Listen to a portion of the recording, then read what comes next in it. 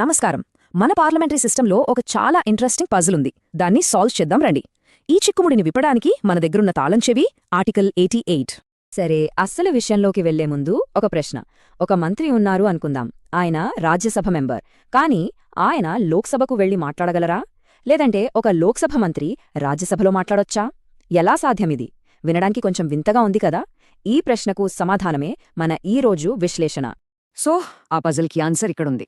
అదే మన రాజ్యాంగంలోని ఆర్టికల్ 88. అవును, ఈ యొక్క ఆర్టికలే మంత్రులకి ఇంకా మన అటార్నీ జనరల్కి ఈ స్పెషల్ పవర్ ఇస్తుంది. పార్లమెంట్లో వాళ్లు పాల్గొనడానికి ఇదే ఆధారం. అయితే ఈ ఆర్టికల్ ఎలా పనిచేస్తుంది? ఈ స్పెషల్ రైట్స్ ఎవరికుంటాయి? వాళ్లతో ఏం చేయొచ్చు? ఒక్కొక్కటిగా చూద్దాం.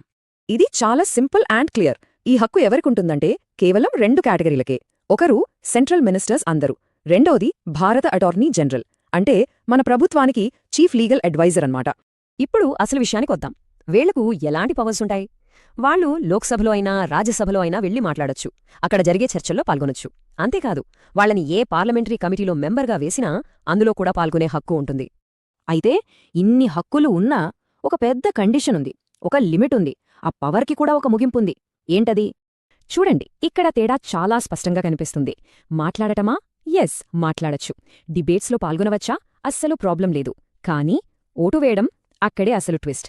దానికి మాత్రం అస్సలు పర్మిషన్ లేదు. నో. సో మొత్తం మీదే గుర్తుంచుకోవాల్సింది ఈ ఒక్క లైన్.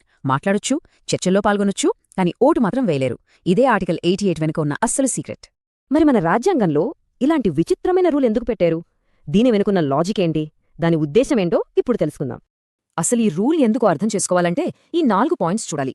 ఫస్ట్, మంత్రులు తమ పాలసీలను 2 సభల్లోనూ క్లియర్గా ఎక్స్ప్లెయిన్ చేయొచ్చు. దీనివల్ల కన్ఫ్యూజన్ ఉండదు. Second, attorney general. ఆయన లీగల్ ఎక్స్పర్ట్ కదా, సో ఏ సభలోనైనా తన సలహా ఇవ్వచ్చు. థర్డ్, దీనివల్ల గవర్నమెంట్కి పార్లమెంట్కి మధ్య మంచి కోఆర్డినేషన్ ఉంటుంది. ఇక ఫోర్త్ పాయింట్, ఇదే చాలా ముఖ్యం, అకౌంటబిలిటీ, అంటే జవాబుదారీతనం. ఒక మంత్రి ఒక సభలో ఏదో చెప్పి మరో సభలో ప్రశ్నలు తప్పించుకోవడానికి వీల్లేదు. 2 సభలకి సమాధానం చెప్పి తీరాల్సిందే. ఫైనల్గా దీని వెనుకున్న పెద్ద లక్ష్యం ఒకటే: గవర్నమెంట్ పనితీరు స్మూత్గా, ఎఫెక్టివ్గా సాగేలా చూడటం. పరిపాలనను మరింత పటిష్టం చేయడమే దీని ఉద్దేశం. థియరీ అంతా బాగానే ఉంది, కానీ రియల్ లైఫ్లో ఇది ఎలా వర్క్ అవుతుంది? కొన్ని ప్రాక్టికల్ ఎగ్జాంపుల్స్తో దీన్ని ఇంకా సింపుల్గా అర్థం చేసుకుందాం. ఈ టేబుల్ చూస్తే మొత్తం క్లియర్ అయిపోతుంది. ఒక రాజ్యసభ మంత్రి లోక్సభలో మాట్లాడొచ్చా? ఎస్, మాట్లాడొచ్చు. కానీ ఓటు వేయొచ్చా?